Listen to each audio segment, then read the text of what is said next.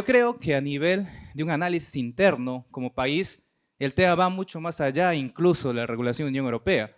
Es un problema que hemos estado históricamente viendo cómo abordar, y esta regulación lo que hace más bien es acelerar este proceso de transformación hacia un modelo de desarrollo, un modelo de agricultura y ganadería que no esté basado en deforestación, ¿correcto?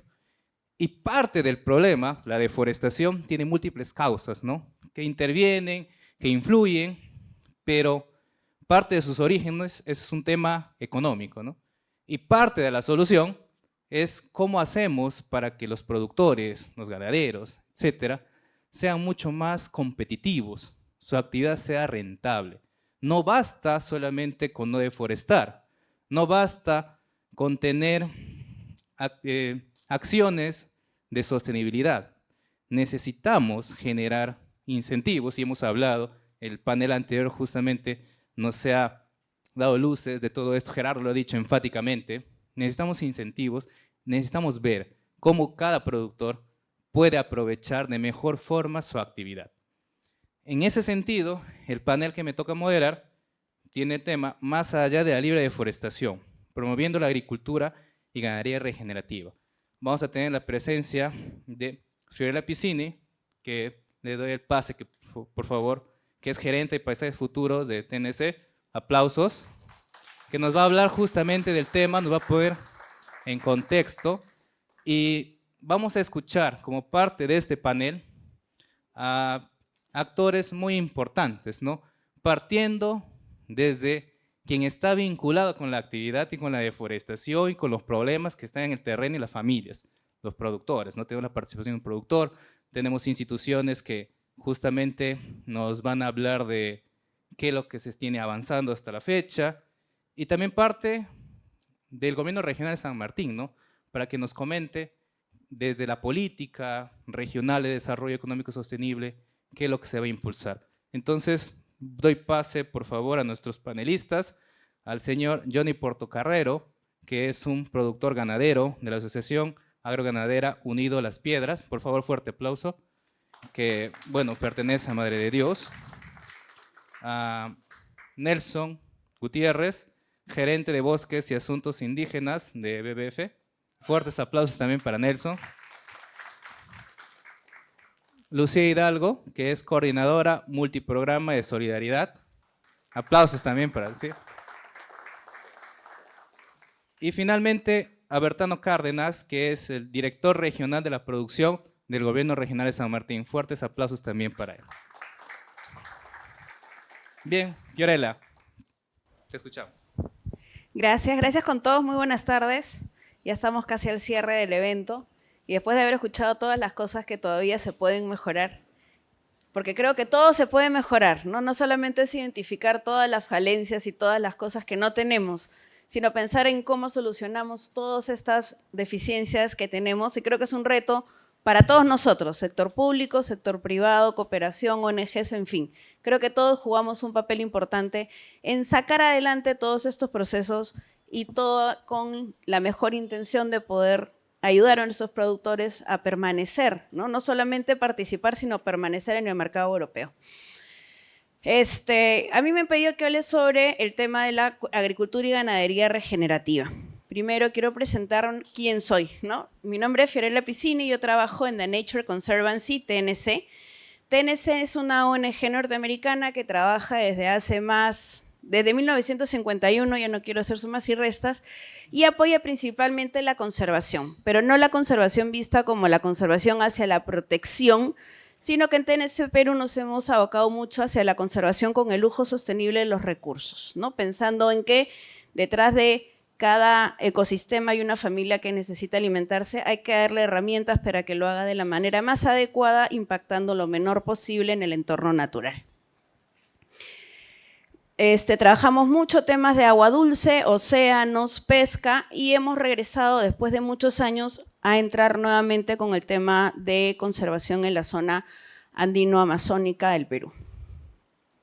Viendo un poco el tema de la agricultura, como se está viendo ahora, si nosotros nos ponemos en este escenario visto desde en Latinoamérica en general, vamos a poder ver que, y todos lo sabemos, desde inicio la agricultura convencional o tradicional, o la ganadería también tradicional y convencional que estamos desarrollando actualmente, nos está llevando a hacer una pérdida paulatina de las tierras. Tenemos tierras que pierden fertilidad, tierras que se vuelven automáticamente degradadas o desertificadas. Y a esto se le suma las grandes emisiones del sector agricultura por los malos usos o las malas prácticas agrícolas actuales.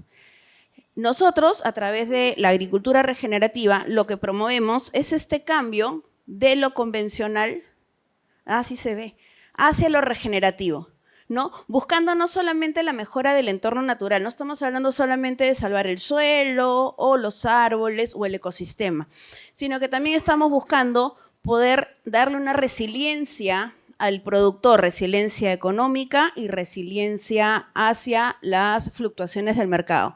También resiliencia climática, poder reducir las emisiones e incrementar la captura del carbono, a la vez que vamos a poder también ofrecer una cierta estabilidad en la producción agrícola. Mismo escenario tenemos en el caso de la ganadería, ¿no? Sabemos que la ganadería actualmente no solamente tiene problemas en la parte de rendimientos, sino que los costos son muy elevados porque tienen que mejorar el suelo, cambiar las pasturas, extender más sus espacios para poder mantener más ganado en mayor número de tierras. La intención, y eso estoy segura que yo les puedo hablar mucho, pero creo que acá Nelson desde la GRAP va a tener mucha más información de la práctica misma, de los ejercicios que ya se vienen dando. Vamos a poder variar hacia una ganadería donde vamos a poder incrementar el número de ganado por hectárea sin que esto signifique poner en riesgo el recurso suelo, ¿no? Vamos a tener recurso suelo vivo, vamos a tener unas buenas pasturas, vamos a tener parcelas con silviculturas, prácticas silviculturales, lo que también va a traer consigo una reducción en las emisiones, una reducción de inversión en cada hectárea ganadera y un incremento, como le digo, de la rentabilidad. Nosotros consideramos que el proyecto de la agricultura regenerativa también es una forma, agricultura y ganadería regenerativa, me disculpan la espalda, yo camino mucho. La agricultura y ganadería regenerativa aportan mucho a la adaptación basada en ecosistemas, ¿no? Y a su vez aportan mucho también a fortalecer los escenarios de paisaje, ¿no? Estamos hablando de poder fortalecer el paisaje, los corredores biológicos sin disminuir o sin, castigar a las prácticas productivas.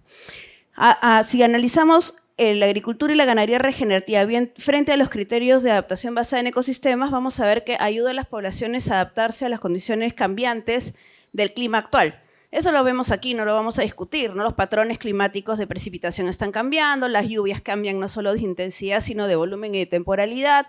El calor se siente mucho más fuerte o mucho menos fuerte y eso va a afectar, querramos o no, a toda aquella producción que depende del clima, agrícola, pesca, entre otros, ¿no? Hacemos un uso activo de la biodiversidad de los servicios ecosistemas. No estamos hablando de no tocar la biodiversidad, sino de emplearla de manera correcta, buscando la restauración y manteniendo la salud del ecosistema para que pueda seguir brindando servicios ecosistémicos a las poblaciones. Y por último, consideramos que esto es la agricultura regenerativa podría considerarse una práctica muy importante para lo que son estrategias globales de adaptación, ¿no? Ahí tenemos todo el respaldo de políticas que han habido a nivel internacional y también apoya a una gobernanza equitativa, equilibrada y de mejor capacidad. Cuando nosotros hablamos, esto es otro tema, cuando nosotros hablamos de agricultura, ganadería regenerativa, si ustedes van a buscar la literatura, no hay una única definición y consenso frente a este tema, ¿no? Depende la institución, depende ya sea academia, cada institución puede tener sus propios criterios, sus propios principios y sus propias definiciones que abarcan el concepto de ganadería y agricultura regenerativa. Lo básico y común en todas ellas es que busca la restauración y la mejora de los sistemas agrícolas, convirtiendo al suelo nuevamente en un instrumento fértil. Le vuelve la vida al suelo y de ahí es donde todo empieza a progresar, ¿no? Vamos a tener tierras agrícolas sanas, diversas y productivas. La agricultura regenerativa como filosofía propone que todos pensemos que en la agricultura como una manera holística, todo está conectado, ¿no? Todo lo que nosotros tenemos viene a estar conectado. Busca conservar la biodiversidad, restaurar la capacidad de los ecosistemas, como les decía hace un rato, al mismo tiempo que procura el bienestar de las poblaciones. Y acá hay un tema también muy interesante porque se trabaja mucho el enfoque de género, considerando aquellos que son los más vulnerables dependiendo de la situación, el lugar donde nos encontremos, ¿no?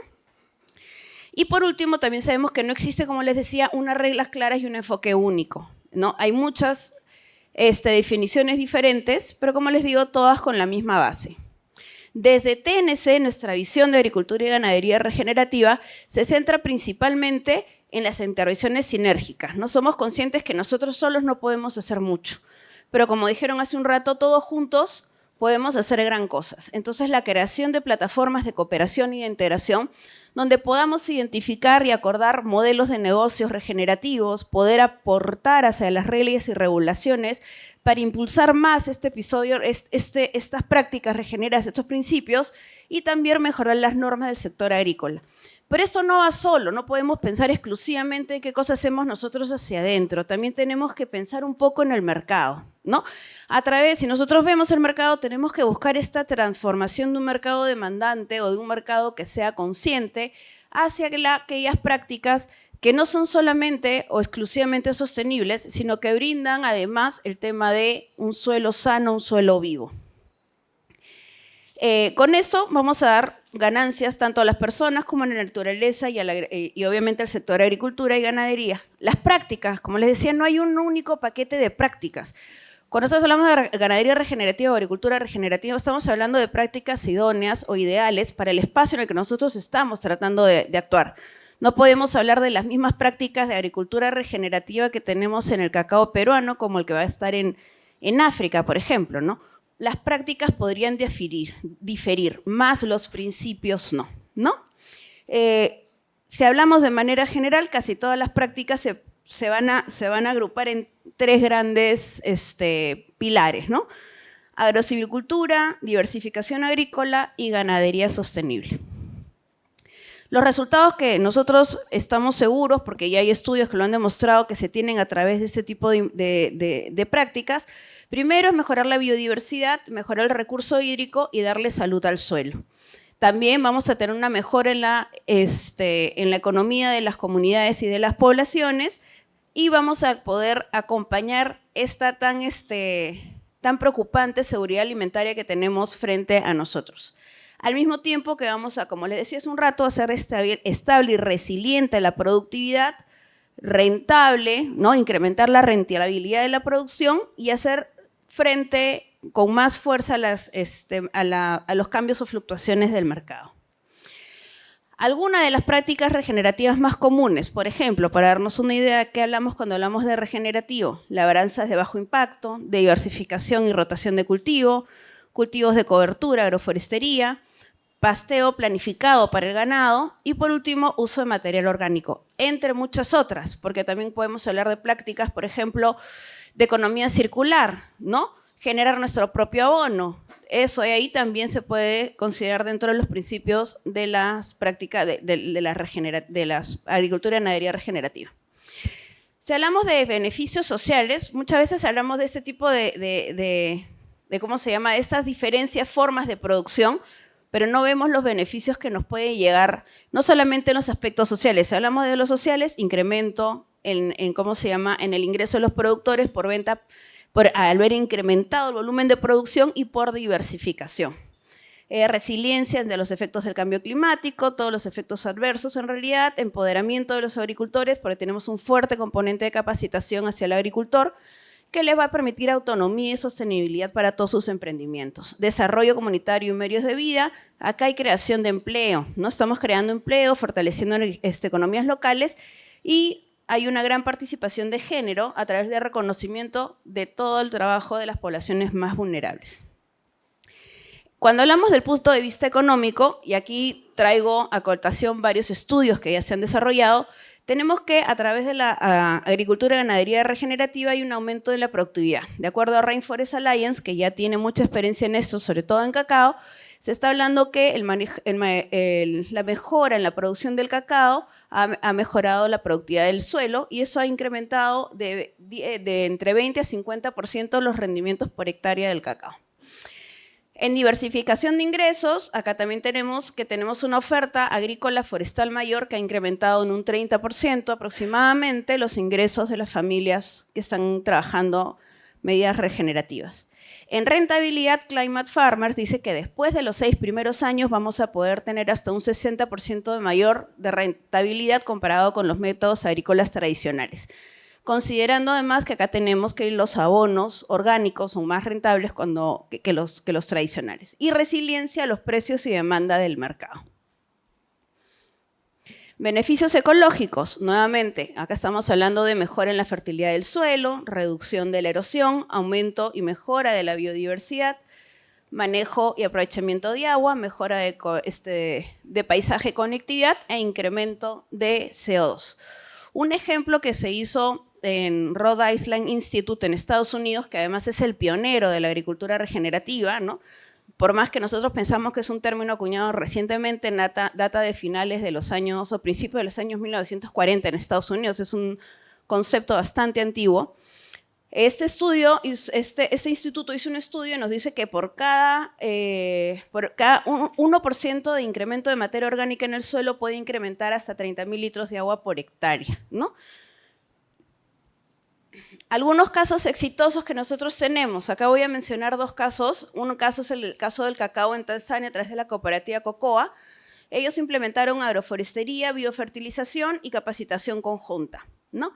¿Qué resultados tuvieron? Aumentaron su productividad en un 40% o mejoraron la calidad del producto, llegaron a entrar en mercados premium y tuvieron un retorno de la inversión de hasta 2 o 3 años. Así, tampoco podemos pensar que nos vamos a...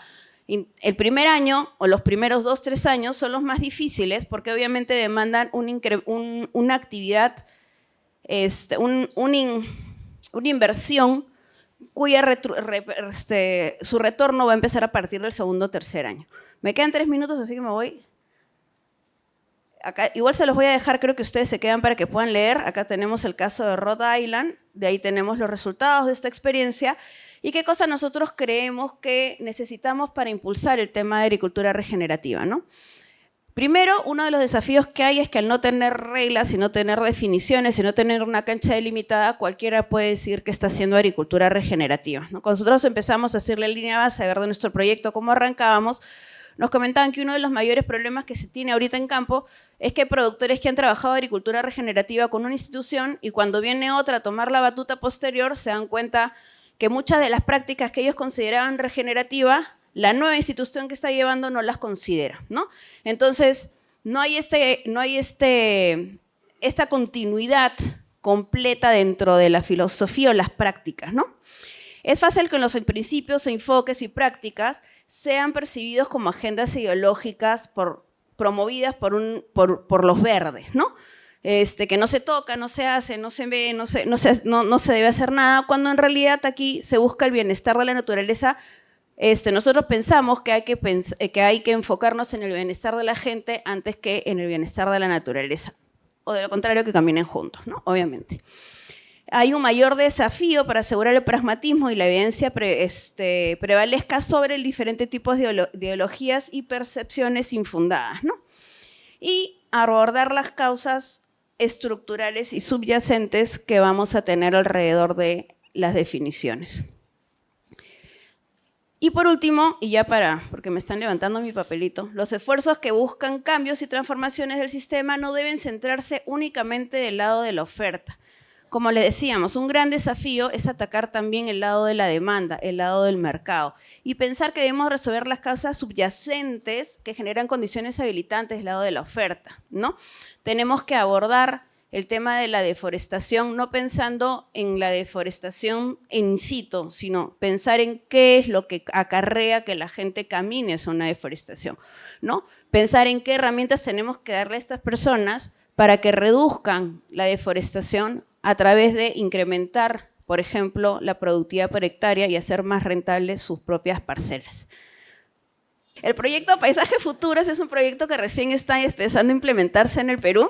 Es un proyecto de SUNIKI que trabajamos TNC como entidad implementadora, también tenemos a OFZ, que es el socio investigador alemán, tenemos a la empresa Nestlé. Es un proyecto que inicia hace 2 años en Colombia, Ecuador, Paraguay y Argentina, y este año ha dado sus inicios en la implementación acá en el Perú, ¿no? Estos son los resultados del proyecto en los 5 países en los que estamos trabajando, no solo en Perú, porque si me dicen 3 millones de hectáreas mejoradas solo en Perú me mato, no es tanto, es menos, pero en los 5 países como resultados tenemos 3 millones de hectáreas mejoradas, 25% de reducción de gases de efecto invernadero, 21.900 personas beneficiadas a través de la mejora con sus prácticas no regenerativas y un fondo de 120 millones de dólares de movilización de fondos de alto riesgo, ¿no? Para el proyecto. El proyecto termina en el año 2028 y bueno, hemos empezado a trabajar hace casi 5 meses y aquí estoy. Estamos ahorita en Ucayali y San Martín y van a tener más noticias de mí seguramente. Ahora sí, muchas gracias con todos.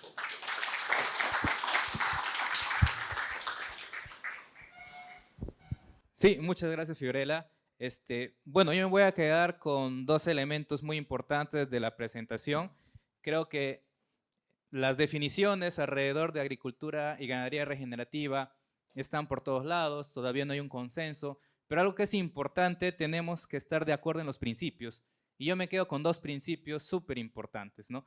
El primero es que todo está conectado, todos somos agricultura y lo que mencionó Fiorella, porque es tener la capacidad de cómo aprovechar los recursos para lograr un objetivo bien clarito, frenar el agotamiento de los suelos, ¿no? Creo que es súper clave porque gran parte del problema de la deforestación es porque los suelos se agotan y los productores tienen que migrar hacia otros lugares, generando mayor deforestación para poder costear lo que necesitan para seguir produciendo, ¿no? Entonces yo creo que son 2 elementos súper importantes de la presentación de Fiorella. Ahora vamos a pasar a nuestro panel. Creo que es súper relevante comenzar con el señor Johnny Portocarrero, un ganadero desde la experiencia de lo que está haciendo, y a él le vamos a preguntar lo siguiente: ¿es viable un modelo de ganadería que sea a la vez rentable, libre de deforestación y basado en prácticas sostenibles? Cuéntenos desde su experiencia. Nosotros como ganaderos empezamos casi por ahí en los años 80 a hacer una ganadería convencional, una ganadería pues que hacíamos una deforestación a tala completa, tala ras como lo dicen, y bueno, y soltábamos, hacíamos por ejemplo una programación de 100 hectáreas para criar 100 cabezas de ganado. Dividíamos los potreros en 2, en la mitad, y soltábamos al libre albedrío. Entonces, esa era una ganadería extensiva que hacíamos en nuestro departamento y casi todos copiábamos el mismo modelo.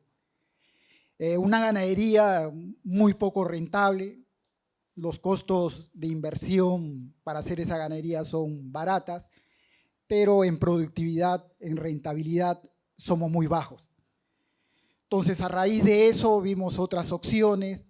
Ya en mi caso mío pasamos casi 15 años con ese tipo de ganadería y luego pasamos a una ganadería intensiva. Bueno, vamos a hacer engorde de ganado, vamos a confinar nuestro ganado para tener mejor rentabilidad económica.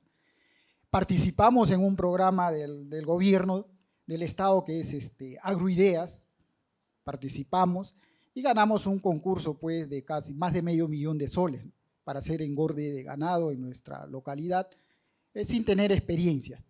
No tenemos residuos orgánicos, residuos industriales, perdón, en nuestra zona para hacer alimentos balanceados. Los costos se incrementaron porque teníamos que traer del Brasil, de Bolivia, los granos, los maíces. Y bueno, hacer el costo de producción en ganadería intensiva, en engorde, bueno, nos salía muy caro. Y la rentabilidad, pues, bajaba, ¿no? Entonces, al ver esos temas, ya hacer explotación ganadera, pues, para tener rentabilidad no era posible. Más bien éramos explotados por los ganados. Nosotros, ustedes saben, tenemos que estar 24/7 las 24 horas y los 7 días de la semana en el tema de la ganadería. Entonces, viendo estos temas, por ahí estratégicamente, bueno, con una organización no gubernamental, voy a decirlo su nombre, que es la WWF, que incursionó estratégicamente a nosotros los ganaderos de nuestro distrito para empezar una ganadería ya amigable con el medio ambiente, una ganadería sostenible, una ganadería muy, ¿qué les digo? Porque nosotros hacemos mucha resistencia al cambio. Bueno, creo que todos somos así, ¿no? Una nueva experiencia, siempre vamos a hacer esa resistencia al cambio, pero con las escuelas de campo que nos brindaron esta organización, que entró poco a poco con nosotros, porque ya antes habían empezado con una de las provincias del Tahuamano, que eran los mayores productores de ganado de esa zona, que hacían una ganadería convencional y que estaban ellos ya apostando a una ganadería regenerativa. Viendo esa iniciativa que tenían ellos, nosotros también empezamos con la ganadería regenerativa. Hoy empezamos con 7 socios. Yo soy presidente de una asociación que se llama Agroganadería Unido Las Piedras. Empezamos con 7 del 2019. Hoy contamos con más de 30 socios que se han incorporado a este sistema. La gran pregunta que nos hizo nuestro amigo panelista es si la ganadería regenerativa es rentable sin hacer deforestación. Eso nos asusta un poco, pero con la experiencia que nosotros hemos logrado ya en este sistema de producción, nos hemos dado cuenta que en lo convencional, en lo extensivo, teníamos una cabeza de ganado por hectárea. Y con estos sistemas de rotación de potreros hemos incrementado a 4.5 a 5 cabezas de ganado por hectárea. Entonces, yo creo que por ese punto de vista ya estamos siendo rentables. Otro de los temas importantísimos en la ganadería regenerativa, con la experiencia que tenemos nosotros como criadores y productores, nos hemos dado cuenta que al no utilizar los productos químicos, como es por ejemplo la ivermectina, que muchos la practican a nivel nacional en las ganaderías, para hacer desparasitaciones tanto externas como internas de su ganado vacuno, bueno, hacemos un daño bien marcado en el tema del ecosistema, ¿no? La microbiología que actúa directamente a nuestras tierras. Nosotros ya desde el 2019 no hacemos esas prácticas y hemos empezado a hacer las rotaciones de potrero en pequeñas densidades, y ahora pues estamos viendo los resultados. Los resultados no son rápidos, los resultados son a corto y mediano plazo, ¿no? Hablamos de 6 meses hasta 2 años. Estamos trabajando en este sistema, nos está dando muchos resultados. Las escuelas de campo que nos enseñan mucho a hacer los biofertilizantes, nos enseñan a hacer los antiparasitarios, nos enseñan a hacer muchas actividades en las cuales nosotros pues lo practicamos y lo hacemos en nuestra ganadería regenerativa. Hoy día nosotros podemos decir que sí es optable, ¿no? Tener estas prácticas para poder ser rentable en este modelo de ganadería. Bueno, yo creo que concluyendo a este tema, sí podemos ser rentables haciendo unas buenas prácticas como es el tema de la reforestación, haciendo silvopastoriles nuestros potreros, haciendo la rotación de potreros, tratando de que se incremente la microbiología en nuestros terrenos. Más antes, por ejemplo, el estiércol del ganado, cuando usamos ivermectina, se hacía un proceso de momificación en nuestros pastizales.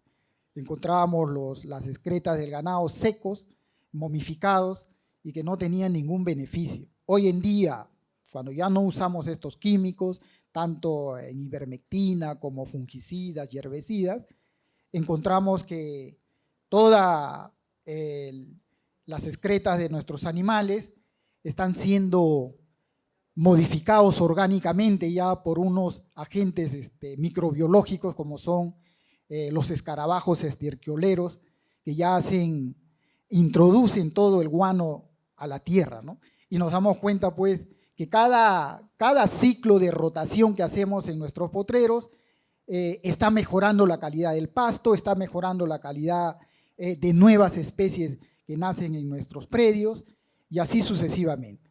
Entonces yo creo que usando estas buenas prácticas vamos a ser rentable en el futuro y con un plus de mejorar nuestro medio ambiente para mejora de nuestra vida humana. Eso sería mi experiencia que los puedo contar yo en el tema de rentabilidad, si vamos a ser rentables. Muchas gracias. Gracias, señor Johnny. Gracias por los aplausos también. Reconocer parte de su presentación. Necesitamos tener la capacidad y los incentivos adecuados para este proceso de transformación. No es fácil pasar de un modelo tradicional que muchos conocemos, incluso que históricamente por los padres, abuelos, se trabaja de esa manera, lo tenemos también aquí en San Martín, pero es importante ver los beneficios, ¿no?, subyacentes, más allá que el principal incentivo, y eso me va a dar la razón la mayoría de acá de productores, es la rentabilidad del precio, pero lo que viene adicionalmente, ¿no?, ese factor diferenciador, que es una mejor calidad de vida, un ambiente más sano, el no usar agroquímicos, etcétera, creo que son elementos que dan mayor sustento a que tener la capacidad de impulsar esta transformación es realmente adecuada. Entonces, para hablar también del tema y ver un poco más allá, porque no solamente es el eslabón producción, ¿no?, sino hay que ver hacia el mercado, ¿no?, cómo está adecuándose el mercado, qué cosas se están haciendo, qué avances tenemos. Nelson, ¿qué acciones concretas se están llevando a cabo para crear las condiciones necesarias en la cadena de suministro que permitan el desarrollo y escalamiento de la ganadería tropical regenerativa? Muchas gracias, René, y muy buenas tardes con todos y todas, y gracias a la coalición por organizar este evento y por invitar a todos los expositores y panelistas. Soy Nelson Gutiérrez de WWF y esta organización también es miembro de la Alianza por una Ganadería Regenerativa, que es un espacio de colaboración entre varios actores de la cadena de producción de ganadería, de carne sostenible. Y junto con la GRAP venimos construyendo, generando estas condiciones habilitantes para poder escalar las experiencias de ganadería regenerativa que iniciamos en Madre de Dios y estábamos trabajando desde el año pasado en Oxapampa y este año en Huánuco, en Posuso y Codo Posuso, en las áreas donde la gran parte de la deforestación es ocasionada por ganadería. Y como lo dijo Fiorella, los principales drivers de la deforestación, cuando uno comienza a hacer los análisis, siempre identifica la ganadería. Y es ahí donde básicamente WWF y la GRAP comenzamos a intervenir. Y una de las principales o las primeras condiciones habilitantes es la voluntad y el cambio de paradigma, el cambio de querer tener la voluntad de transitar de lo convencional hacia las buenas prácticas sostenibles de la producción, en este caso de ganadería. Y uno de los retos que nosotros nos encontramos al inicio de esta intervención, sobre todo de WWF, es que hace más de 5 años, cuando todavía la organización comenzaba, o tenía bastantes años trabajando dentro del bosque, comenzamos a ver de que no era suficiente nuestra intervención en manejo forestal, conservación de áreas naturales protegidas, etcétera, sino que teníamos que dar un giro y comenzar a trabajar sobre los sistemas de producción, llevarlos a transitar hacia una producción sostenible, y encontramos este enfoque de ganadería regenerativa. Pero uno de los principales cambios y la primera condición habilitante es esa voluntad de cambiar el pensamiento, no solamente del actor ganadero, sino de todos los actores que participan en los diferentes eslabones de la cadena productiva. Entonces, el ganadero, si bien cierto es el principal actor, no es ahí nomás donde necesitamos generar el cambio.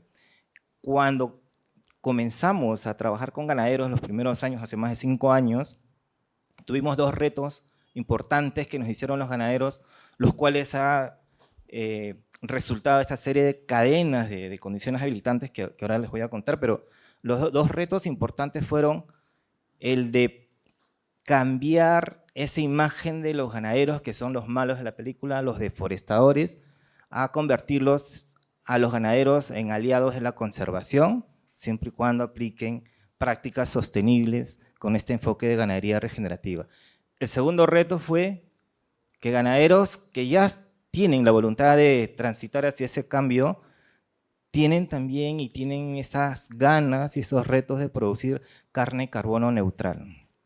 Con esos dos grandes retos es donde comenzamos a embarcarnos en esta intervención de ganadería regenerativa en la Amazonía peruana. Comenzamos a llamar a todos los miembros de la cadena de valor y conformar este primer espacio de diálogo que es la GRAP.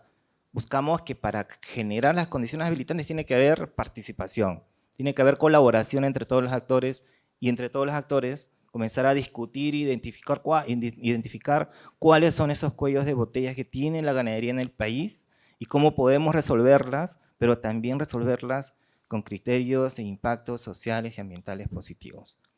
Entre una de estas, y la principal condición habilitante que comenzamos a trabajar desde el 2018, 17 y 18, en adelante es la asistencia técnica, capacitación y educación.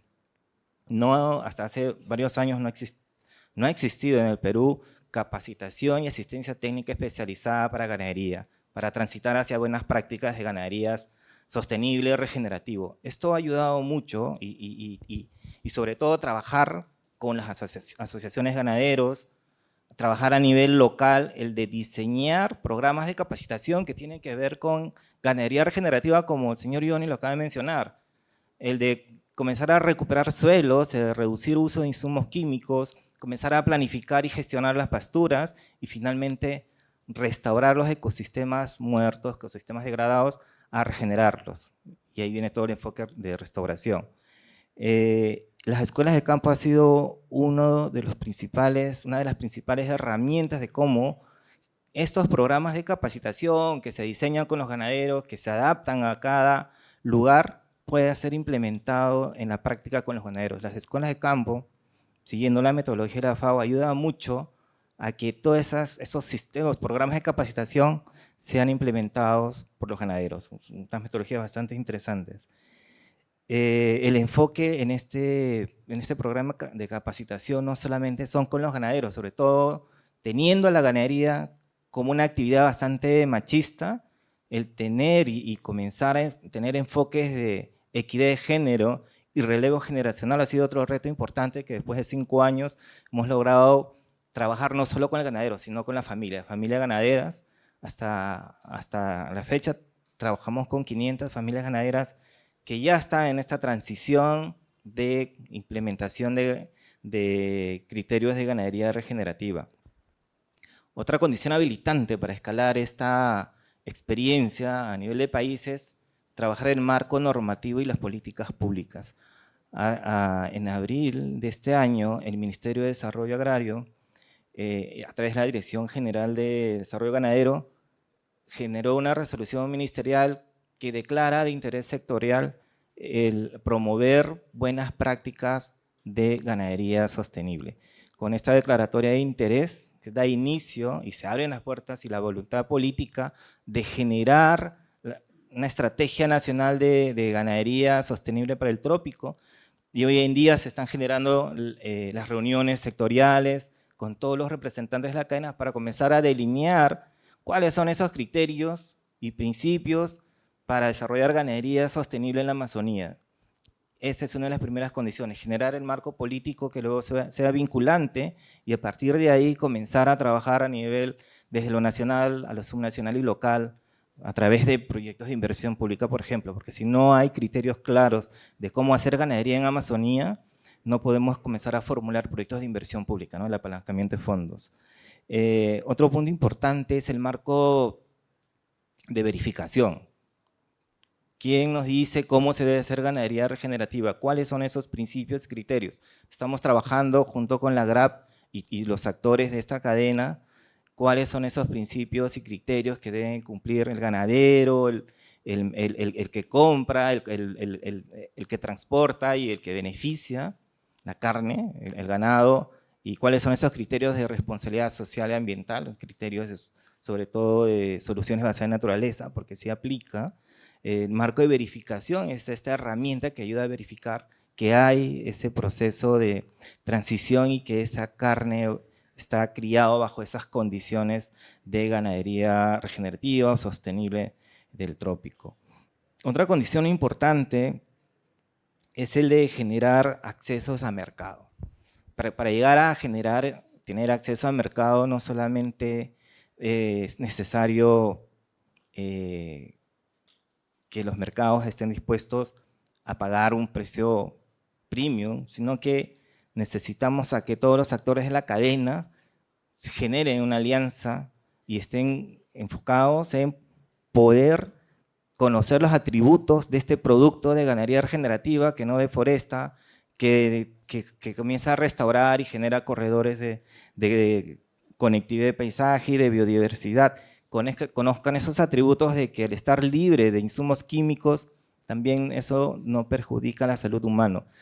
Cuando esto es conocido, realmente el mercado es posible que se abra más. Actualmente los estudios de mercado que se han iniciado en la GRAP indican que sí hay voluntad y apertura a conocer el producto, pero todavía necesitan conocer más los atributos de este tipo de carne.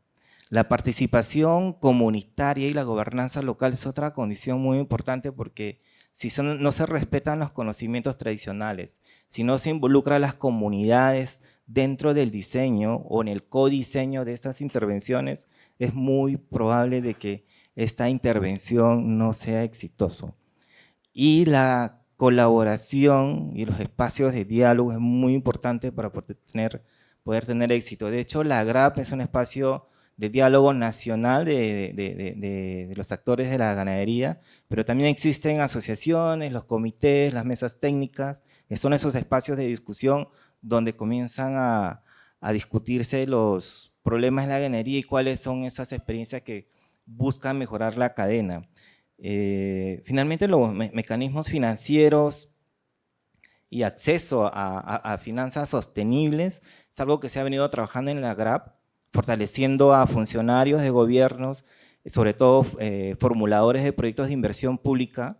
Hace 2 meses atrás estuvimos trabajando con el gobierno regional de Huánuco a través de la Mancomunidad Regional Amazónica y generando unas capacitaciones de formulación de proyectos sobre ganadería sostenible con esos criterios regenerativos, y mapeamos que casi todas las regiones amazónicas ya estaban haciendo proyectos de inversión pública de ganadería convencional. Más de 100 millones de soles ya estaban en un proceso de diseño. Y es ahora donde esos proyectos de inversión pública, con tantos cientos millones de soles que se van a comprometer, realmente busquemos que esa inversión del Estado tenga, bajo el diseño de inversión pública de esos proyectos, criterios de sostenibilidad, criterios de ganadería regenerativa, que busca todo lo que mencionó el señor Ioni en su experiencia de ganadería, pero que esa inversión realmente genere un impacto en las regiones que ahorita están en formulación de proyectos. De hecho, en Huánuco estamos reformulando el proyecto de inversión pública de 40 millones de soles para que comience a tener un enfoque de ganadería tropical sostenible, y así como ese ejemplo hay varios en la Amazonía. Finalmente, una de las condiciones habilitantes importantes que llevamos como un año en esto es que nos hemos acercado a la academia y se ha generado un grupo de trabajo de investigadores sobre ganadería regenerativa en el marco de la GRAP. Son más de 10 universidades, 8 de ellas universidades nacionales del Perú, y 2 internacionales en los cuales estamos generando la agenda de investigación sobre ganadería regenerativa, justamente para evidenciar los cambios que puede generar este enfoque de ganadería regenerativa, pero también buscar nuevas metodologías para que los ganaderos comiencen a implementar este tipo de prácticas sostenibles en la Amazonía. Bueno, muchas gracias, René. Gracias. Bien, gracias Nelson, aplausos para él. Bien, para avanzar un poquito y para que nos hable ahora acerca de la agricultura regenerativa con Lucía, Aquí está. ¿Cómo la agricultura regenerativa, la inclusión, contribuyen a un futuro sostenible para la Amazonía peruana? ¿Y qué papel juegan en el cumplimiento de normativas como la de la Unión Europea? Gracias, René. Buenas tardes con todos. Bueno, yo les voy a hablar un poquito de cómo es que Solidaridad entiende la agricultura regenerativa y cuál ha sido nuestra experiencia impulsando este tipo de modelos y también algunas lecciones aprendidas en esa implementación. Para Solidaridad, nosotros entendemos la agricultura regenerativa como todas aquellas prácticas agrícolas que contribuyen con la restauración y el mantenimiento de la salud del suelo y al mismo tiempo son aquellas prácticas que ayudan a prevenir la pérdida de bosque. Desde 2013, en Solidaridad venimos impulsando este tipo de modelos que contribuyen a estos resultados o estos objetivos que acabo de mencionar, principalmente para poder prevenir o para poder reducir los impactos medioambientales negativos de la producción de commodities, principalmente en la Amazonía, y también contribuir con la mejora de los medios de vida de los productores que participan en estas cadenas. En Sudamérica nos hemos enfocado principalmente en los commodities de cacao, café, soja, ganadería y también palma aceitera. En un estudio que nosotros publicamos a inicios de este año, para poder un poco medir los impactos a partir de la implementación de 9 años de proyecto en las cadenas de café para Perú y Colombia y en las cadenas de cacao y ganadería de Brasil, identificamos que a partir de impulsar este tipo de modelos de agricultura regenerativa, 61.500 hectáreas de cacao, de café y de sistemas ganaderos transicionaron de la agricultura tradicional a la agricultura regenerativa. Y la adopción de estas prácticas se tradujo en un aumento de la captura de carbono del 20% al 80% con respecto a aquellas fincas que hacían agricultura tradicional. Esto entre los años 2016 y 2022. Aterrizando un poquito más a nuestra experiencia a nivel nacional, en la cadena de café específicamente, nosotros impulsamos un modelo de agricultura regenerativa o climáticamente inteligente, como nosotros le llamamos, en donde se promueven principalmente 5 prácticas agrícolas. La adopción de este modelo productivo contribuyó con un aumento del 10% de la productividad y del 70% de los ingresos de los productores. Ojo que este último dato también tiene que ver con el alza de los precios de los commodities en el periodo de 2016-2022 y también con un mayor pago de la prima por calidad y por sostenibilidad. Con nuestros proyectos en la cadena de café en Perú, que fueron desarrollados principalmente en el Alto Mayo, hemos promovido este tipo de agricultura con aproximadamente 3.700 familias. Y hoy buscamos seguir escalando este tipo de experiencias porque evidentemente hay mejoras en los niveles de sus ingresos, en la conservación de los bosques, pero también en el secuestro de los carbonos. Es decir, ese tipo de modelos contribuye con la transición de esta cadena hacia la sostenibilidad. Así como este tipo de aprendizajes, un aprendizaje que ha sido también muy relevante para nosotros es que hemos aprendido que un factor clave para lograr dicha transición y catalizar los impactos económicos, sociales y ambientales es también involucrar intencionadamente a las familias caficultoras, ¿no? que son el motor de la caficultura peruana. Y para hacer esto es indispensable crear espacios para que ellos puedan acceder a conocimientos y a la tecnología que impulsamos. Esta convicción que nosotros tenemos el día de hoy como organización parte también de un reconocimiento de que existen aún lamentablemente normas sociales y culturales que siguen perpetuando las desigualdades entre hombres y mujeres por causa de sexo, por causa de la edad, por causa de la etnia, del estado civil, de la brecha educacional, etc. A continuación les quiero compartir 4 lecciones aprendidas que hemos tenido nosotros como organización a partir de la implementación de modelos y metodologías inclusivas que están enfocadas principalmente en que las familias productoras con las que trabajamos puedan identificar actitudes y comportamientos que pueden estar limitando la distribución educativa de rol, la distribución equitativa de roles y de responsabilidades y para que las puedan ir revirtiendo progresivamente. Esto porque nosotros hemos aprendido que cuando estos tipos de escenarios o estos tipos de diálogos se abren o se promueven, impacta directamente en la mejora de la productividad de la familia, en la mejora de los ingresos de la familia, y que ese ingreso familiar pueda ser reinvertido en la familia, ya sea en educación, en salud, en oportunidades profesionales, laborales, etc. Lección número 1, para abordar las desigualdades con familias productoras, se debe promover la toma de consensos basados en los valores compartidos de las familias y en los beneficios que ellos mismos identifican que les trae la igualdad, ¿no? Y estos consensos deben ser generados desde la propia reflexión de la familia. La lección número 2 es que las familias que participan en espacios de tomas de decisiones para la toma de consensos hacia la igualdad reconocen la importancia de compartir y dividirse las tareas productivas de la forma más eficiente, lo cual les facilita la implementación de prácticas regenerativas. Estos diálogos al mismo tiempo han motivado que ellos mejoren su planificación a mediano y largo plazo sobre cómo es que quieren invertir los ingresos familiares en prácticas productivas y sostenibles en la finca, pero al mismo tiempo en generar fondos de emergencia para poder enfrentar algún tipo de adversidad que se les pueda presentar en el futuro. Lección número 3. El mayor involucramiento de las mujeres en prácticas agrícolas, como compostaje, implementación de sistemas agroforestales y gestión de biohuertos, incrementa la resiliencia climática y seguridad alimentaria de las familias. Y lección número 4, contar con cuerpos técnicos conformados por jóvenes, idealmente si es que estos son hijos de productores, que han crecido trabajando en la cadena, asegura un nivel de compromiso y conexión única con la familia, porque ellos han vivido desde su propia experiencia cuáles son las limitaciones, necesidades que enfrentan las familias productoras. Y eso los posiciona en un lugar bastante bueno para poder promover la adopción de prácticas regenerativas, pero al mismo tiempo generar condiciones para un acceso equitativo de la familia a la asistencia técnica, que es algo básico, ¿no?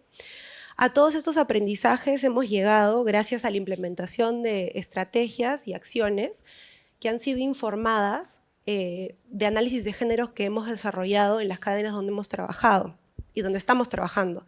En la actualidad tenemos análisis de géneros para la cadena de café y de cacao en San Martín, que fueron desarrollados en 2020 y en 2022 respectivamente. Y también tenemos un análisis de género para la cadena de palma de Ucayali, que fue desarrollado a inicios de este año. Quiero enfatizar en este último porque en la cadena de palma no había información sobre las brechas de desigualdad de género en la cadena. Entonces, digamos que este es el primer estudio que habla justamente de eso. A cualquier persona que esté interesada sobre estos informes me los puede pedir acabando el panel. Las conclusiones y recomendaciones de estos documentos nos dan luces, tantos actores públicos, privados, como de la sociedad civil, sobre cómo contribuir con la sostenibilidad de estas cadenas.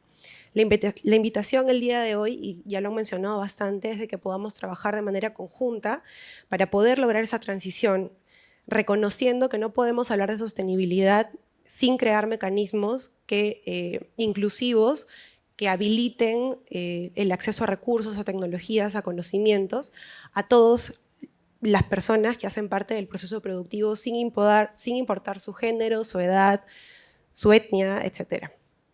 Quisiera finalizar indicando que la generación de este tipo de conocimientos nos prepara para emprender acciones que aborden requisitos exigidos en materia ambiental, no solamente en materia ambiental, pero también en materia de derechos humanos, que van a ser exigidos cuando entren en vigor por las normativas o por los procesos de debida diligencia de la Unión Europea, como la EUDR, pero también como la Corporate Sustainability Due Diligence Directive, que es otro proceso de debida diligencia que están impulsando desde la Unión Europea.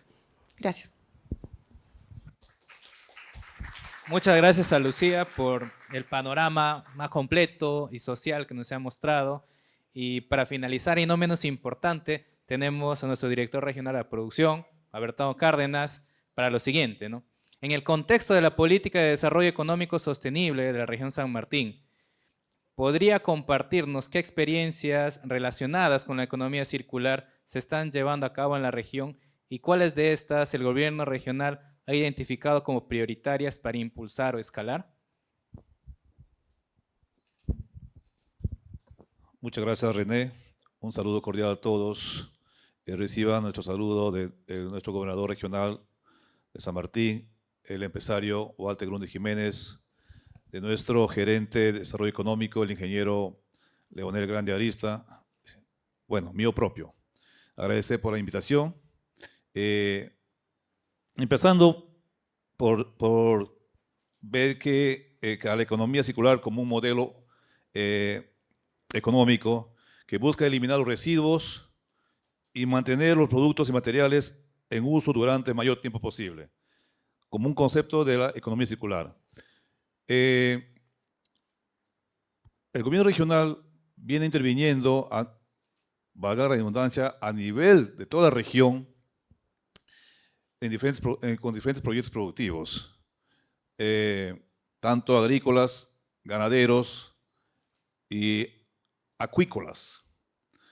En todas ellas estamos viendo, tanto en la agricultura como en la ganadería, el tema de la actividad regenerativa. Estamos escuchando acá varios, en la cual, pues, mediante la asistencia técnica personalizada que brindamos con los proyectos de inversión, llegamos a los ganaderos, llegamos a los agricultores, en cuanto se refiere a los cultivos de café, cacao, maíz, plátano, a brindar la asistencia técnica y cambiar ese chip al productor, que es un tanto difícil.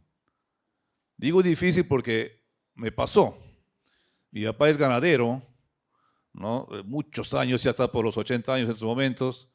Cuando yo termino mis estudios universitarios, saliendo de las aulas, me voy a decir, papá, ¿sabes qué? Vamos a cambiar tu línea. Él pues tenía sus chusquitos por ahí, sus animales que todo el mundo tiene, nuestros ganaderos antiguos. Y me dijo, no, hijo, no vengas a meterte con esto. Papá, vamos mejorando tu pastura. Tampoco quiso. Dan a entender de que tenemos que ya fomentar lo que es la rotación de potreros, pero no un pasto más o menos de 20 hectáreas, ahí soltar tus animales y los tenía ahí sueltos. Bueno, me quité de Zaposoa, yo soy natural de Zaposoa, me fui a vivir en Moyobamba por cuestión de trabajo. A los 5 años me llama, cuando ya se daba cuenta ya de que tenía que en realidad cambiar ese chip, ¿no?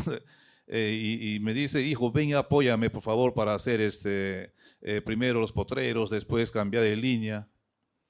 Y sí, me fui a apoyarle. Ya no fue como quería, depende de su momento, porque ya tenía que trabajar, estaba trabajando, ¿no? Y no tenía el tiempo suficiente para hacerlo, pero sí le apoyé a mi papá. Y ya ahorita está más o menos allí ya con esos potreros que aún se olvidan. Yo le digo, ¿sabes qué? Por tantos días no vas acá. Él hace pasar 20 días más, hace pasar en el potrero y ya le volvió tierra prácticamente. Eso es lo que tenemos que cambiar y entiendo lo que dijo el amigo Johnny, ¿no? Que lamentablemente muchos ganaderos son reacios a este cambio.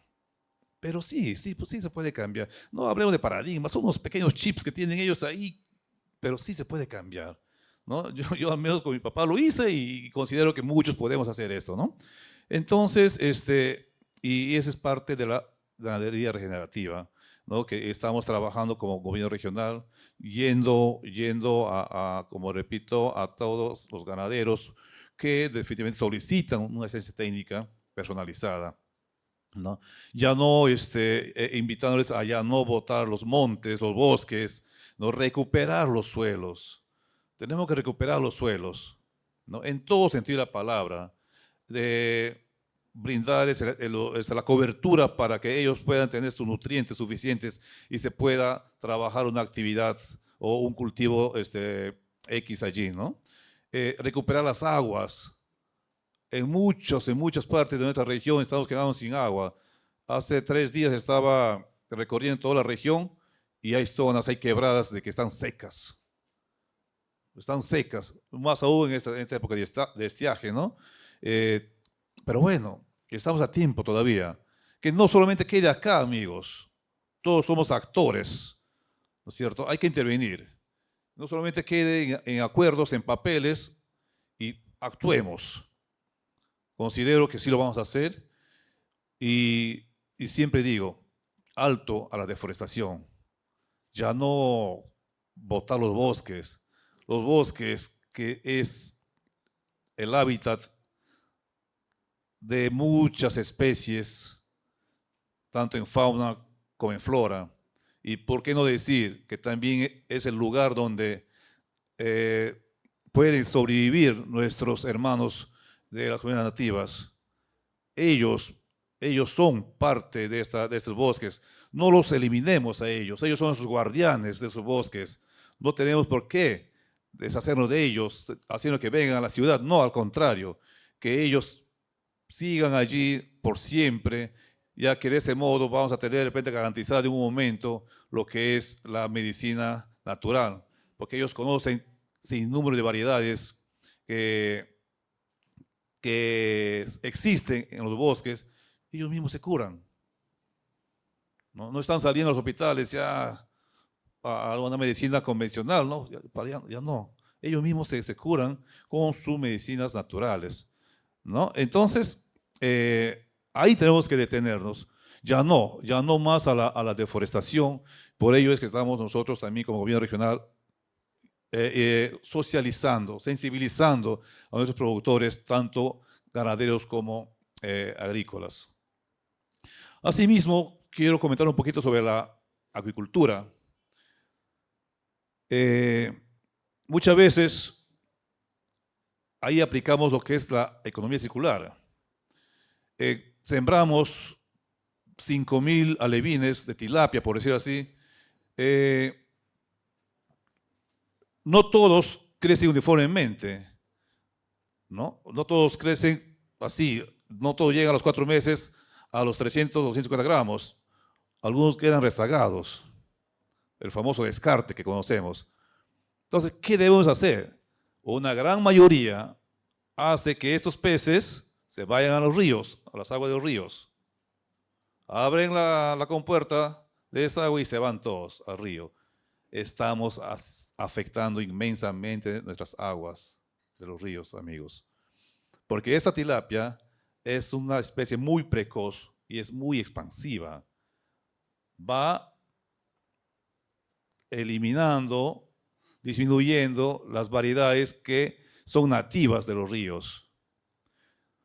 Entonces, ¿qué estamos haciendo en estos momentos como Dirección Regional de Producción? Utilizar esos descartes en esta crianza de tilapia para el forraje vivo de la crianza de paiches. Entonces, y nuestros paiches, al consumir este forraje, yo crío paiches, personalmente lo digo, lo sé, ¿no? Entonces, ¿cómo se desarrollan? En un año están en 12 kilos. Así sucede, en dos años el doble. Ya estamos consumiéndolos. Rapidísimo. Pero solamente con forraje, que llamamos nosotros el descarte de la tilapia. No le damos alimento balanceado al paiche, para nada. Solamente con forraje. Esto es parte de la economía circular que nosotros venimos trabajando también en la acuicultura. Creo que yo soy siempre a la hora, entonces creo haber explicado algo con respecto a que venimos trabajando en el gobierno regional y bueno, estamos de repente por un momento seguir conversando con respecto a estos temas. Muchas gracias. Gracias, René. Muchas gracias, Bertano. Resaltar rápidamente cómo el gobierno regional, a través de los proyectos y actividades de intervención directa, están identificando justamente estos modelos de agricultura, ganadería, actividades económicas de manera circular, regenerativa, y a través de la asistencia técnica tienen como objetivo escalar, ¿no?, a nivel regional, y están incorporando dentro de los proyectos del gobierno.